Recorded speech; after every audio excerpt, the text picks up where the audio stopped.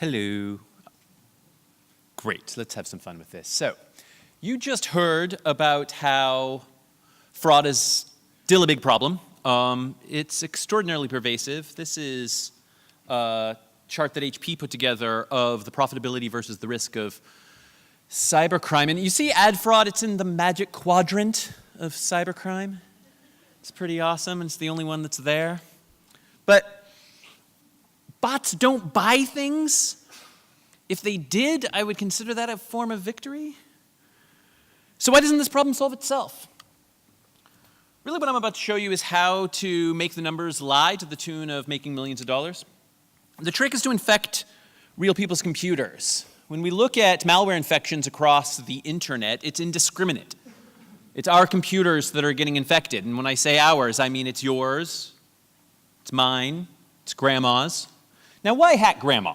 It's not to read her email. It's because if you hack 1 million grandmas, you can make 1 million grandma computers watch a zillion ads, and that makes $1 million.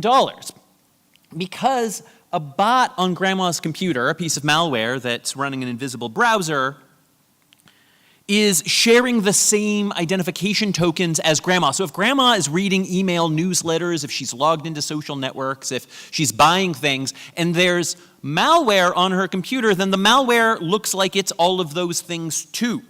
It's also logged in. It also is associated with those cookies, that device ID. And it can therefore get credit for the things that grandma buys. That's why bots can be used to inflate the size of any audience. The traffic sourcing that we were just hearing about is a mechanism by which even legitimate publishers can buy illegitimate traffic. And the brokers of this traffic, they don't represent themselves as being fraud companies. They're legitimate audience platforms or other kinds of PPC traffic vendors. And they're also happy users of every analytics tool relied on by marketers. So anyone who's in the business of providing traffic is trying to get their hands on as much traffic as they can sell, and they're running it against the same kind of analytics tools that marketers are using. So they therefore know which bot populations look like bots that are in market for travel, which bot traffic looks like it's coming from high-income households with a graduate degree. And via a process that we call cookie sweetening, if a website needs a particular kind of audience, those things can be manufactured. You need some millennials that look like they're high income and also in market for travel. No problem. We'll drive some bots around, hit some travel sites, maybe do a search for fashion shopping Borneo, and then come to the website that's ordering up the traffic. So the result on the market is that infinite reach looks possible, and prices don't correspond to the true limited supply of human attention that is what marketers actually want. So what happens to a market that can be inflated like this, where the supply is artificially elastic? Well, it's patently irrational. This is the volatility of digital ad spend, and this makes no sense. Why is there an uptick in spending at the end of the quarter every quarter? Is ad spending magically more effective in March than it is in February versus April? No. Are more people browsing in March versus February and April? No. Do we all stop using the internet immediately after Christmas? No. So how is it that the web magically absorbs these big swings in spending? And as we get increasingly efficient with programmatic, why don't we see smoothing? We should over time see a smoothing effect, because what happens is some smart people or some smart algos say, you know, our ads are not actually more effective in March. So why don't we double down when fewer of our competitors are buying ads? Because the price should correspond to something called the law of supply and demand, right? And it doesn't. This is what you get. Bots make up the difference between the amount of supply that's actually available, the true limited amount of human attention on the internet, and the vagaries of ad spending.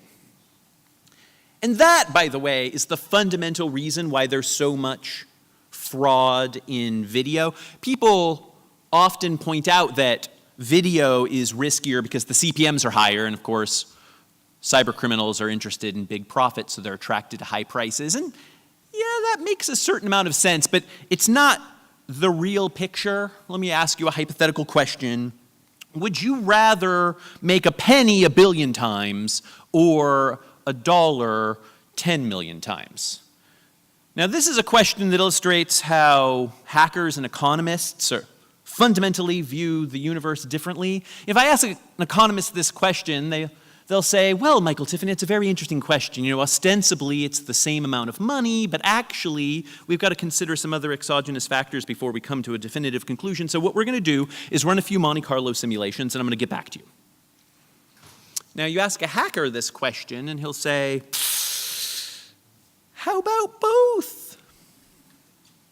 Of course, everyone who's trying to commit fraud in this industry is simply trying everything that they can. They're succeeding more in video because spending has doubled far faster than the supply has actually doubled, and so there's simply a bigger opportunity. Now, in a market with the biggest of big data, how can this happen? This is an extraordinary industry that has literally attracted rocket scientists.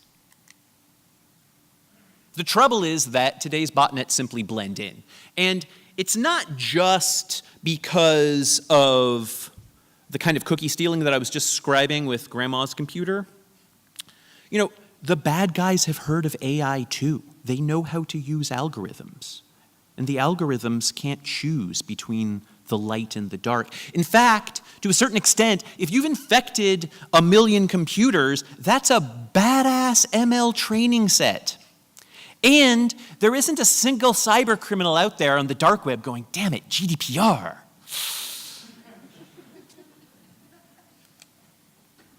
So while past bot defense was able to rely on the fact that bots looked robotic, today we have significantly more sophisticated operations. And this is the result of evolution.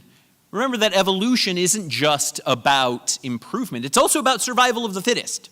So if you were a dumb botnet operator who were making all your bots look robotic, you probably have been purged from the field at this point. In 2018, if you're surviving and you're making a lot of money doing ad fraud, then you're running a residential botnet. It's very unlikely that you're just running out of a data center, because that's easy to catch.